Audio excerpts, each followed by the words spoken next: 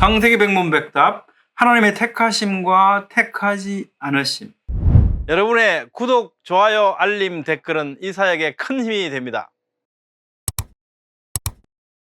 안녕하세요, 김홍석입니다. 오늘은 하나님의 택하심의 은혜에 비해서요, 택함을 받지 못함에 대해서 살펴보도록 하겠습니다.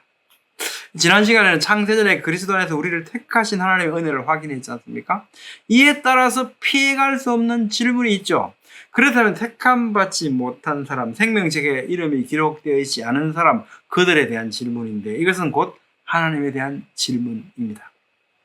하나님의 택하심은 명백하죠. 창세전에 그리스도 안에서 우리를 택하셨어. 그래서 우리는 그 은혜에 의해서 믿음으로, 이것은 너에게서 난 것이 아니라 하나님의 선물이다. 계시록 말씀 지난 시간에 살펴본 바와 마찬가지로 이 생명책에 이름이 기록된 것은 창세 전에 이미 기록되었다는 겁니다.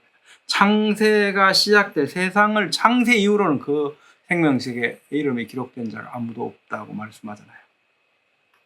자, 로마서 9장 11절, 그 자식들이 아직 나지도 아니하고 무슨 선이나 악을 행하지 아니한 때에 택하심을 따라되는 하나님의 뜻이 행위로 말미암지 않고 오직 부르시는 이로 말미암아 서게 하려 하사.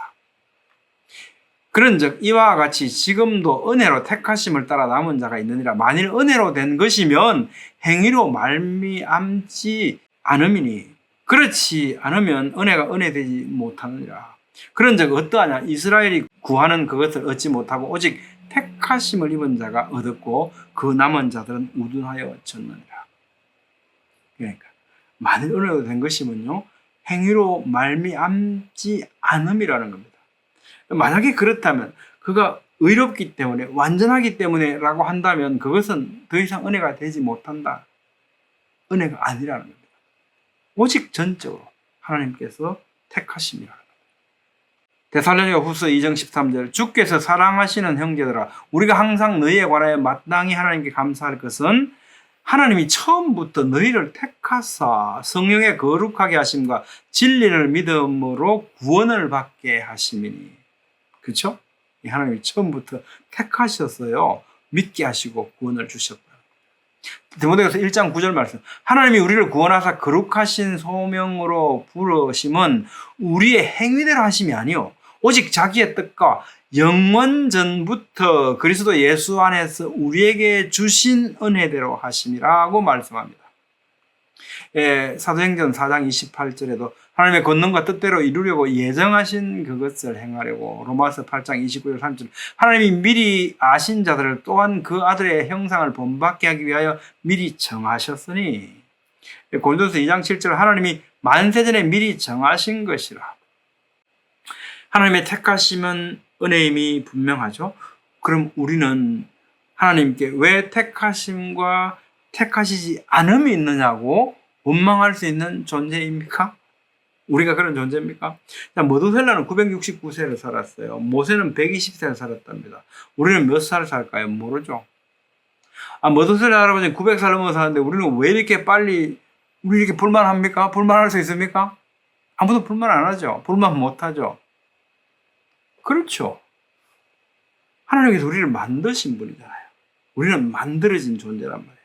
만들어진 존재 같은 이 경우에 보면 어떻게 해요? 이런 이성적인 우리 하나님의 형상 같은 이런 존재가 있는가 하면 전혀 이런 이성적이지 못한 존재들도 있잖아요.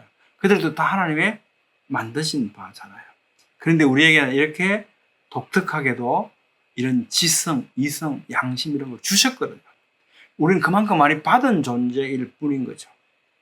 우리는 그분께 따지거나 원망할 수 없는 존재입니다. 선이 뭡니까? 선이라는 것은 우리가 판단하는 게 아니고 하나님이 의도하시는 것이 선이에요. 우리가 선악과를 먹고 나서 우리가 어떻게 됐습니까? 하나님께서 선악을 안 했는데 우리 중 하나같이 되었다는 겁니까? 사람이 자기가 선을 판단하려고 하는 거예요. 하나님이 이렇게 하시면 됩니까? 어떻게 이렇게 하시면 됩니까? 그거 아니죠. 하나님이 그렇게 하시는 것, 그것이 바로 선입니다. 로마서 9장 19절로 23절, 혹 내가 내게 말하기를 그러면 하나님이 어찌하여 허물하시느냐, 누가 그 뜻을 대적하느냐 하리니. 이게 무슨 얘기입니까?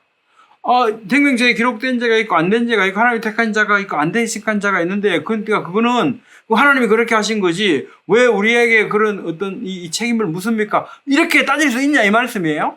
자, 혹 내가 내게 말하기를 그러면 하나님이 어찌하여 허물하시느냐 누가 그 뜻을 대적하느냐 하리니 이 사람아 내가 누구기에 감히 하나님께 반문하느냐 지음을 받은 물건이 지은 자에게 어찌 나를 이같이 만들었느냐 말하겠느냐 토기장이가 진흙 한 덩이로 하나는 귀 있을 그릇을 하나는 천이 있을 그릇을 만들 권한이 없느냐. 바울을 통해서 하나님께서 이렇게 말씀하시는 거죠. 만일 하나님이 그의 진노를 보이시고 그의 능력을 알게 하고자 하사 멸하기로 준비된 진노의 그릇을 오래 참으심으로 관용하시고 또한 영광 받기로 예비하신 바 긍휼의 그릇에 대하여 그 영광의 풍성함을 알게 하고자 하셨을지라도 무슨 말 하리요. 하나님께서는 창세전 그리스도로 오실 것을 작정하셨고 택하실 자를 택하셨습니다. 그리스도로 오시는 고통을 감수하시고 택하신 자를 성도가 되어서 하나님의 아들들이 되게 하시려고 작정하셨습니다. 하나님께서 태초에 만유를 창조하셨습니다. 하나님께서 만유의 주인이시고 작정하시는 대로 다스리십니다. 사람도 창조하셨습니다. 사람도 하나님의 것입니다. 택하신 자도 택하시지 않은 자도 하나님의 것입니다. 존 메가드 목사님은 이렇게 말씀해요. 사람들은 흔히 하나님의 인간을 구원하시는 주된 목적은 죄인들을 위한 것이라고 잘못 생각하기 쉽다. 성경은 구원이 인간 중심적인 것이 아니라 하나님 중심적인 것임을 보여준다. 여기서 1장 6절 말씀 어떻게 해요? 거저 주시는 바 그의 은혜의 영광을 찬송하게 하려는 것이라. 성경은 하나님께서 근본적으로 자신의 이름의 영광을 위해 행하신다는 것을 증언하는 말씀들로 가득하다. 에스겔 36장 22절 23절 내가 이렇게 행하면 너희를 위함이 아니요 나의 거룩한 이름을 위함이라. 인간은 구원을 통해서 하나님의 은혜를 경험하는 수혜자인 것은 맞지만 하나님의 은혜의 궁극적인 목적은 하나님의 영광이다. 구원의 목적을 인간에게 두게 되면 하나님의 영광을 훼손하게 된다라고 존 메가드 목사님은 잘 해석해 주고 계십니다. 구원하신 목적 뭐라 그랬습니까? 곧 창세전에 그리스도 우리를 택하사 우리를 사랑하사 그 앞에 거룩하고 흠이 없게 하시려고 그 기쁘신 뜻대로 우리를 예정하사 예수 그리스도를 말미암아 자기 아들들이 되게 하셨으니 이는 그가 사랑하신 자 안에서 우리에게 거저 주신 바 그의 은혜의 영광을 찬송하게 하려는 것이라. 이것이 우리를 구원하신 목적입니다. 하나님의 목적은 우리의 구원에 있는 것이 아닙니다. 여러분 어떻게 생각하십니까? 오늘은 하나님의 은혜의 택하심에 비해서 택함받지 못함에 대해서 살펴봤습니다. 좀 더 자세한 신학적인 내용은요.